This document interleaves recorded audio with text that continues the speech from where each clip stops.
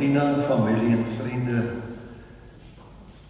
ons innerste meelewing en empathie en simpatie met u as 'n familie mag die Here vir u regtig aanraak en vir u vertroos en bystaan, en mag u ook sy rus en sy vrede ervaar. En baie dankie vir die ander wat ook vanmôre dan hier saam is, waar ons Willem se lewe vier, maar ook afskeid neem, en dankie dat hier is, want dit beteken so baie vir mense wat deur verlies gaan. Vriende, so net in die begin iets so 'n skryfetjie gekry van 'n herinnering aan Willem. Ek gaan so hier en daar enetjie lees. Willem, ek sal altyd ons wonderlike herinneringe koester en al die lekker tye saam onthou. Ek sal jou nooit vergeet nie. Ons harte is seer, maar ons weet jy's op 'n beter plek. Rus in vrede, Willem, groete, Tossie. Dis vandag die finale groet. Jou aardse werk is voltooi. Ons is stikkende, dit is nog so onwerklik. Boeta sal baie mooi na jou papegaai kyk. Hy roep jou nog elke dag, ons mis jou, Willem. Liefde, Nadia en Boeta. En dan Willem, die man wat altyd wil help. Min mense het geweet van Willem se kennis van die Bybel. Hy was nie altyd 'n diamant nie, maar tog glo het hy ook sy sterretjie laat skyn oor baie mense. Rustig, Willem en nie. So jy kan gerus 'n bietjie deur alles ook heen lees. Ek het vir Tina gesê, ek onthou vir Willem, ek het hom nog nie goed geken nie, maar hy was baie behulpsaam. So ek het daar by die huis dinge gehad wat nie meer wou werk nie, en hy het gevat en van die items het teruggekom en hulle werk nou nog. So ek is baie dankbaar teenoor hom vir dit wat hy dan ook vir my in die opsig beteken het. Vriende, ons raak so stil voor die Here deur te luister na die lied wat die broer sing, uit dieptes gans verlore. Kom ons luister dit net eers 'n bietjie.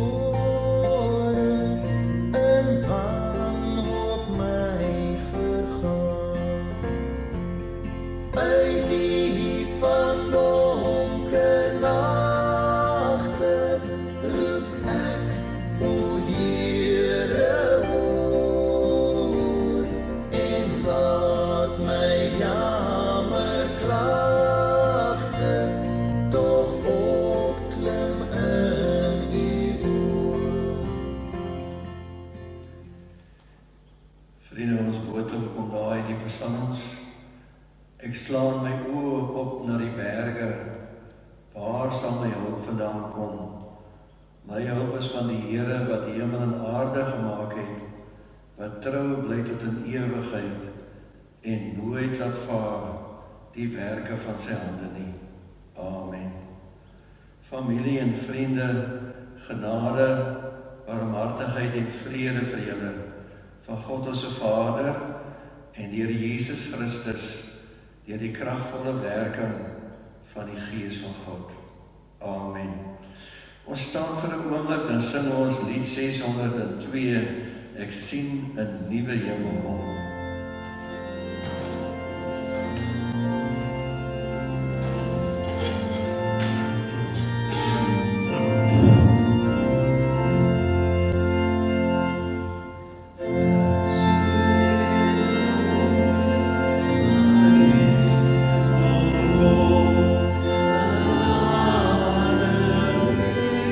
And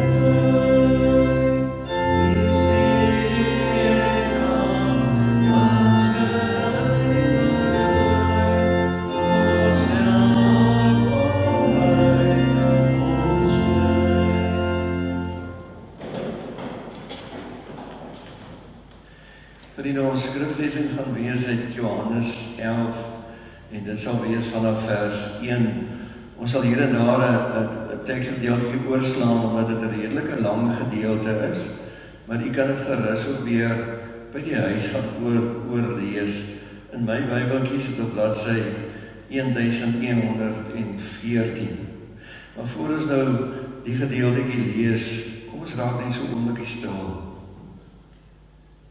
Drie-enige God, Vader, Seun en Heilige Gees. Dankie dat U ons God en Vader is,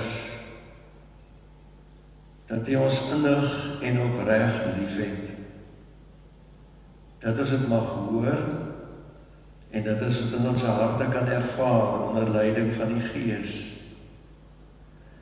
Dankie vir hierdie tyd van die jaar, wat ons in die Advent en Kersfees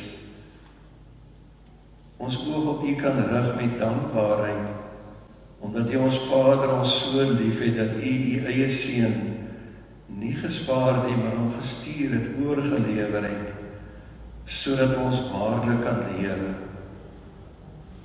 In lewe en sterwe is U met ons op pad, en ons is letterlik nooit alleen nie. Dankie daarvoor. Dankie dat U nou hier by ons is.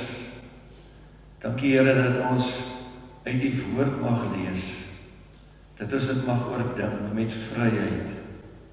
Ons prys U daarvoor.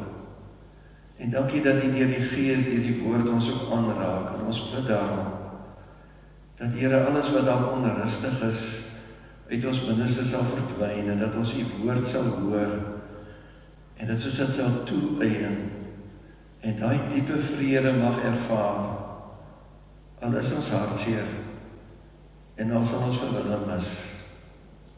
Ons kom sê ook dankie, Here, vir sy lewe, vir die goeie wat ook saam met hom beleef kon word.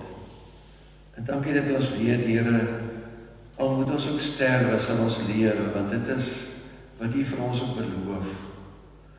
Ons kyk op na U in diepe afhanklikheid, Here, vir die troos en die heling wat U alleen kan gee. En vir die gemis wat ontstaan, dat U ook daardie plekkie sal vul. Terselfdertyd, Here, bid ons ook vir ander rondom ons wat ook verlies beleef. En veral in hierdie dae en in hierdie tyd is daar soveel wat nou gebeur het in hierdie area. Ons plaas elkeen wat deur leed en stikkendheid gaan in U wonderbare hande. En ons bid, Here, dat U vir ons, wat dan die voorreg het om nog vanoggend hier te wees, so sal lei, dat ons daar so tel, dat ons 'n wyse hart bekom, en dat ons betekenisvolle lewens voer, dat ons die tyd uitkoop, sodat die dag as Jesus kom, of as dit ons tyd is, om huis toe te gaan, ons werklik volkome gereed is. Net maar in Jesus se naam. Amen. Vriende, ons lees Johannes 11, en dan van vers 1 af. 'n man met die naam van Lazarus was siek. Hy was van Betanië, die dorp waar Maria en haar suster Martha gewoon het. Maria was die vrou wat met reukolie die Here gesalf en sy voete met haar hare afgedroog het. Dit was haar broer Lazarus wat siek was. Die suster het iemand na Jesus toe gestuur om te sê, Here, hy vir wie U lief is siek. Dan vers 5, Jesus het vir Martha en haar suster en Lazarus lief gehad. Nadat hy gehoor het dat Lazarus siek is, het hy egter nog 2 dae op die plek gebly waar hy was. Eers daarna het hy vir sy disippels gesê, kom ons gaan terug Judea toe. Toe Jesus daar kom, het hy gevind dat Lazarus al 4 dae in die graf was. Betanië was naby Jerusalem, omtrent 3 kilometer, en baie van die Jode het na Martha en Maria toe gekom, om hulle oor hulle broer te troos. Toe Martha hoor dat Jesus kom, het sy hom tegemoet gegaan, maar Maria het in die huis bly sit. Martha sê toe vir Jesus, Here, as U was, sou my broer nie gesterf het nie. Maar selfs nou weet ek, dat God alles sal gee, wat u van hom vra. Jesus sê toe vir haar, jou broer sal uit die dood opstaan. En dan vers 25, toe sê Jesus vir haar, ek is die opstanding en die lewe. Wie in my glo sal lewe al sterwe hy ook. En elkeen wat lewe en in my glo, sal in alle ewigheid nooit sterwe nie. Glo jy dit? Ja, Here, sê sy vir hom. Ek glo vas dat u die Christus is, die Seun van God, die een wat na die wêreld toe moes kom, vers 32. Toe Maria nou aankom waar Jesus was en hom sien, het sy by sy voete gekniel en vir hom gesê, Here, as u hier was, sou my broer nie gesterf het nie. Toe Jesus sien dat Maria huil en dat die Jode wat saam met haar gekom het ook huil, en sy gemoed vol geskiet en hy was aangedaan. Jesus het gehuil en die Jode sê toe, kyk, hoe lief het hy hom gehad. Geagte vriende, familielede, die feit dat ons hier is vanweë die heengaan van Willem. So ons beleef verlies. Maar is nie net ons wat vandag verlies beleef nie. Daar's baie ander rondom ons wat ook vandag verlies beleef. En ook in hierdie area het daar nou al 'n paar onderdrukkende dinge in die afgelope tyd gebeur. So ons sal vir Willem mis. Ons het hom altyd vroegoggend sien stap, en as ek en Amber aan die skool se kant toe ry, dan kon ons nou vir hom baie, hy het dit baie gereeld gedoen. So hy gaan nie meer daar stap waar ons hom kan sien. Nou, hoe verwerk 'n mens dit? Wat doen jy nou met wat jy beleef, en wat doen jy met jou gemis? So 'n belangrike antwoord lê altyd maar daarin, om na die woord te luister, en op te kyk na die Here. Maar sê nou maar, die Here is nou nie so geïnteresseerd nie. Kom ons let dit 'n bietjie op die gedeelte wat ons gelees het. Die eerste dingetjie wat ons kan sê is Jesus is ons vriend in droefheid en smart. Hy staan nooit ver weg nie. En Jesus was ons nou 'n huisvriend van Lazarus, Martha en Maria. En volgens alle aanduidings het hy gereeld by hulle aan huis gekom. En dit word baie duidelik hier gestel, Jesus het Martha en haar suster en Lazarus liefgehad. Dis daarom eintlik vanselfsprekend dat toe Lazarus nou siek word, toe stuur hulle mense na Jesus toe, hulle vriend, om vir hom te gaan sê, maar u vriend is nou siek. En dis logies.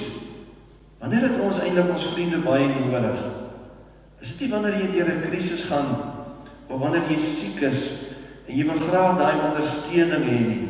So Martha en Maria doen dit. Hulle het vir Jesus nou nodig, vir sy ondersteuning, vir sy daar wees. Hy is eintlik hulle beste vriend, maar hy is nie net 'n vriend in 'n gewone sin nie. Hy is ook hulle Heer en hulle meester. Hy is meer as net 'n vriend.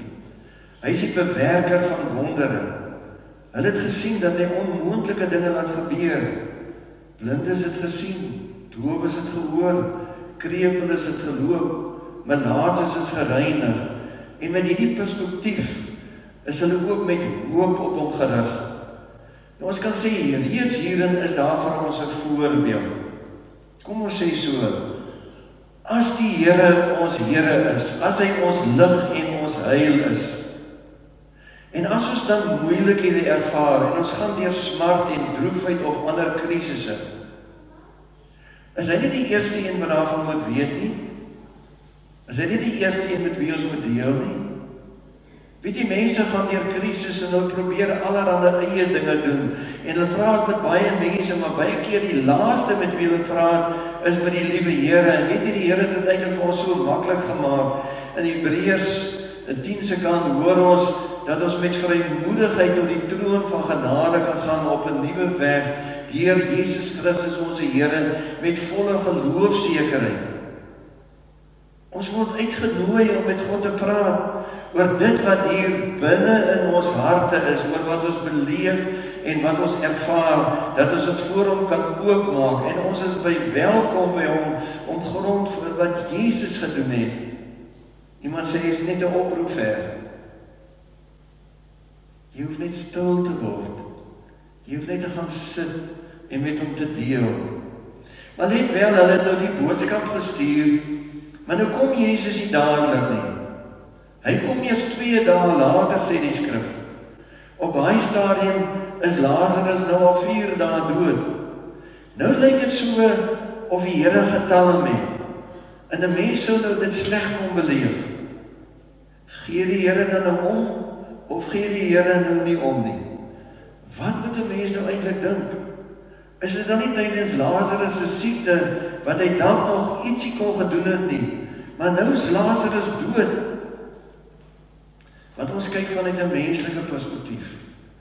Ons sien nooit die hele prentjie nie. Ons sien nie altyd hoe pas die legkaart in mekaar nie. En dan lyk dit as ons die skrif lees, asof Jesus doelbewus getal het. Hy was nog besig met werk daar hy was, maar die heerlikheid van God moes geopenbaar word. God wat mag het oor lewe en dood. En die mense moet ook ontdek dat Jesus werklik Here is. Werklik die Seun van God is. Werklik die Messias is. En Jesus sou uiteindelik gaan. Dit sou nie vir hom maklik wees om na sy vriende toe gaan nie, want die streek waardeur hy reis, was 'n streek wat voorheen toe hy nou daar was, wou die mense hom moes te nakom en hom doodmaak. Maar dit verander hom nie. Vriende, die Here God gee om. Hy is bereid om 'n pad van lyding te loop, die diepste lyding ooit, te sterk van 'n kruis, met al ons skulde op hom, sodat ek en jy kan leef, sodat ons kan hoop behou. Lazarus se storie vra vir ons, dat ons God moet vertrou, dat ons sy opstandingsmag en krag moet raak sien, en dat ons lewens aan hom toevertrou, al verstaan ons regtig nie alles nie. Hoe kan ons alles verstaan wat in hierdie land gebeur? Hoe kan ons alles verstaan rondom al die sterftes wat plaasvind en die wyse waarop sterftes soms plaasvind? Nou die tweede dingetjie is net bietjie op die suidelike gebeure wat in hierdie verhaal plaasvind. Jesus en sy disippels is nou nog op pad. Hulle is nog nie daar met Martha en Maria nie. Maar Martha en Maria is nie alleen nie.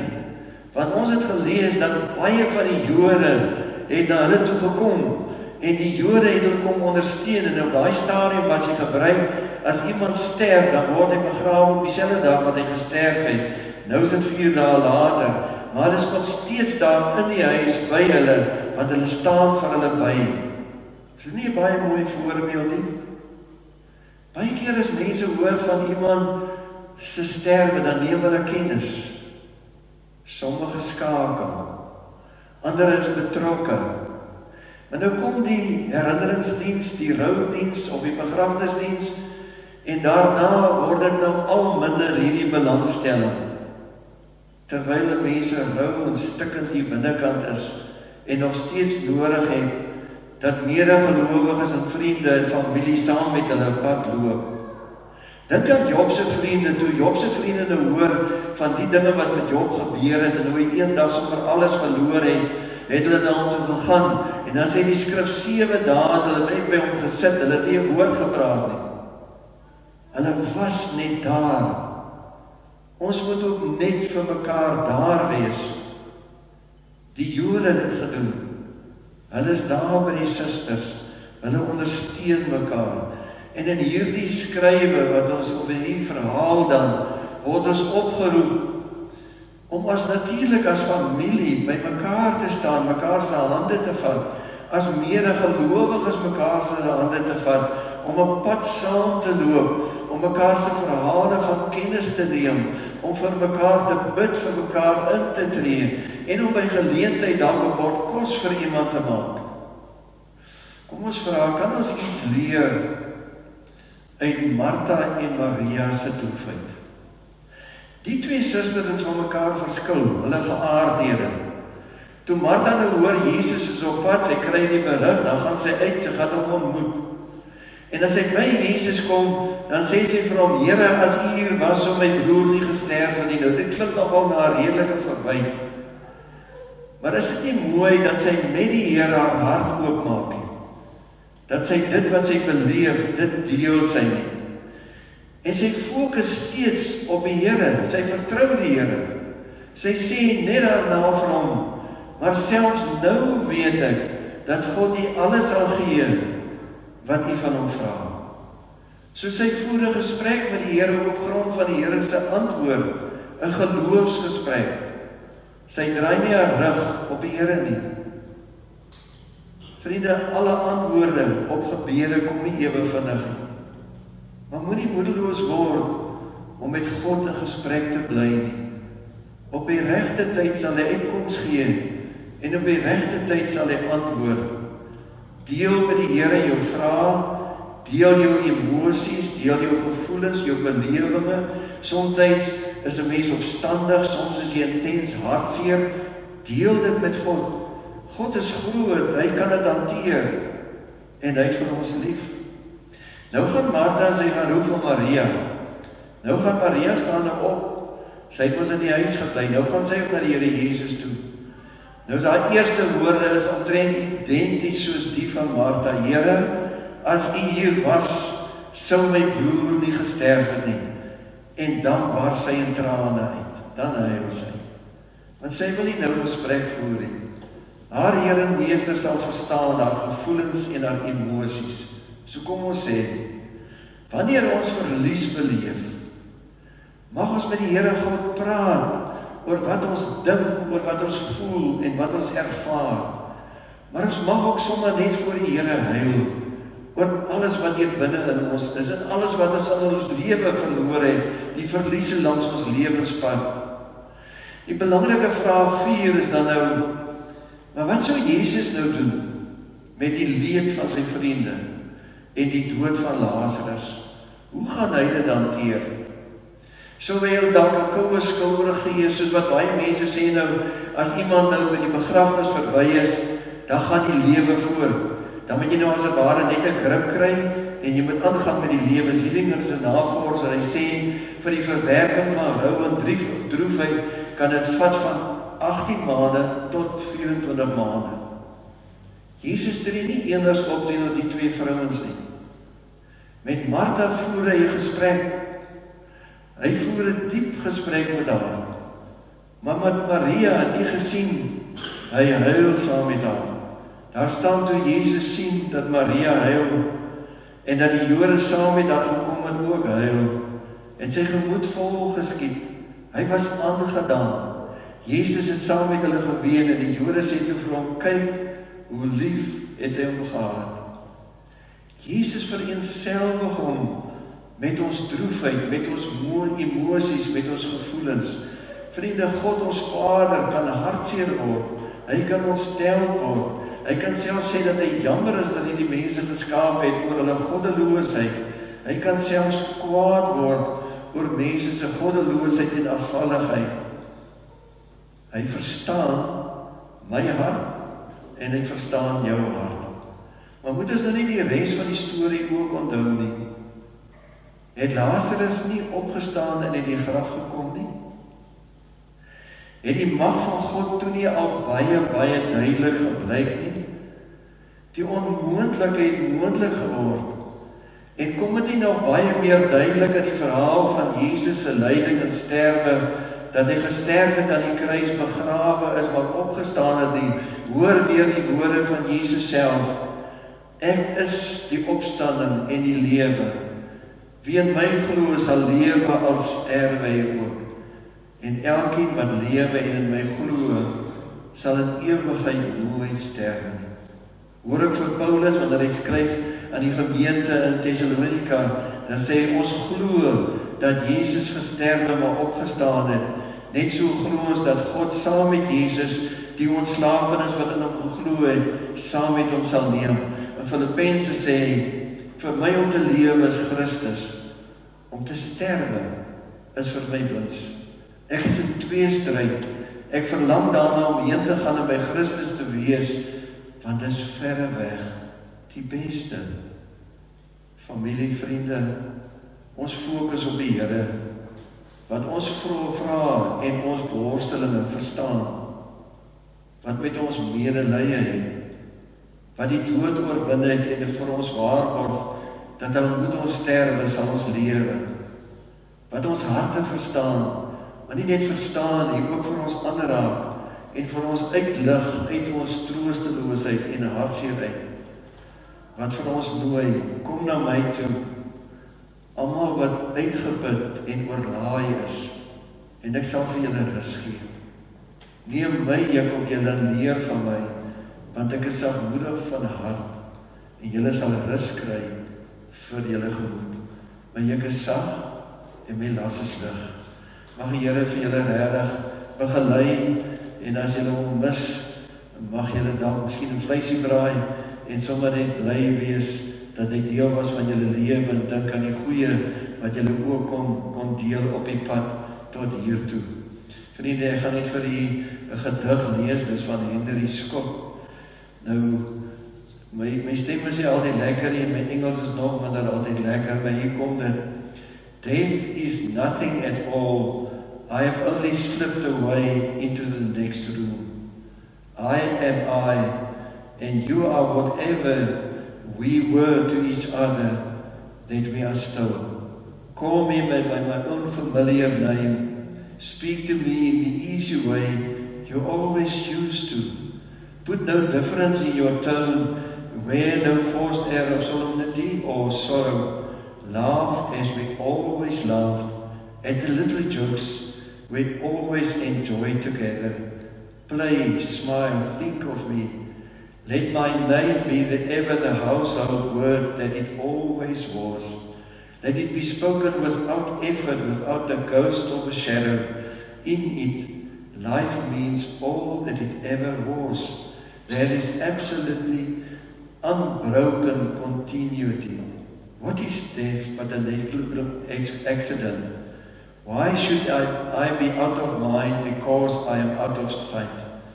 I am waiting for you for an interval, somewhere very near, just around the corner. All is well. Nothing is past, nothing is lost. One brief moment, and all will be as it was before. How we shall laugh at the trouble of parting when we meet again. Kom ons raak so 'n bietjie stil.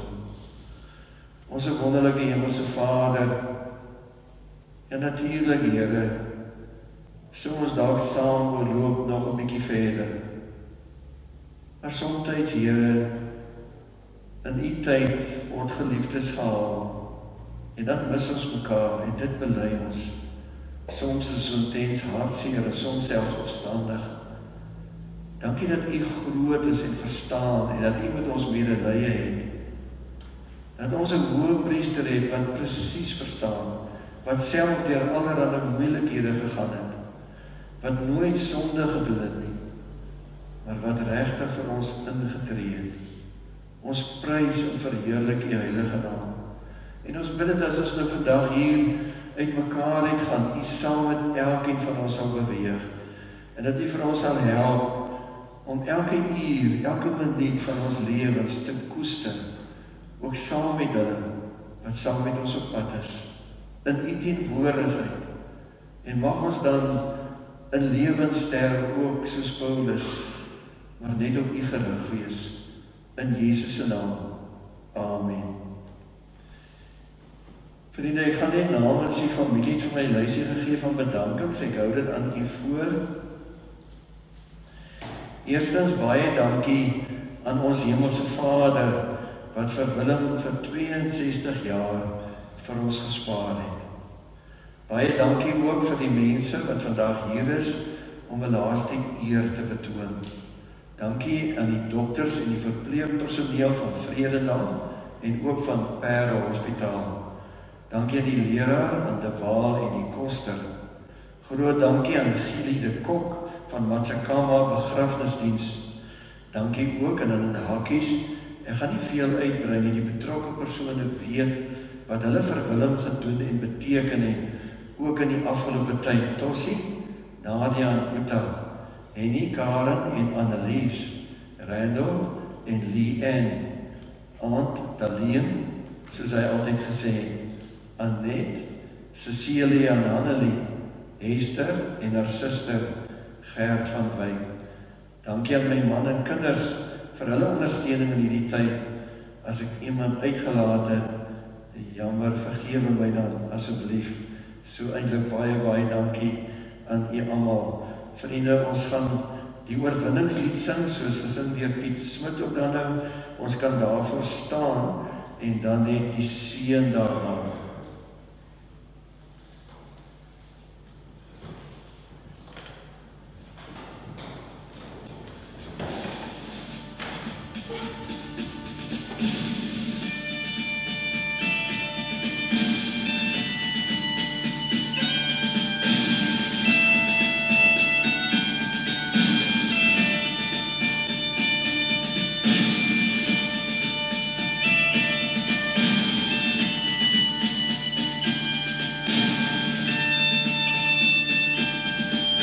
Ek sien in my gees die glorie en die almal van die Heer, die Allerhoogste, wat in liefde oor sy koninkryk regeer.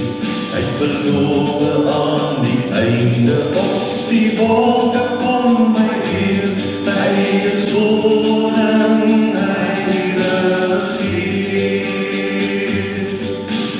Loof en prys hom.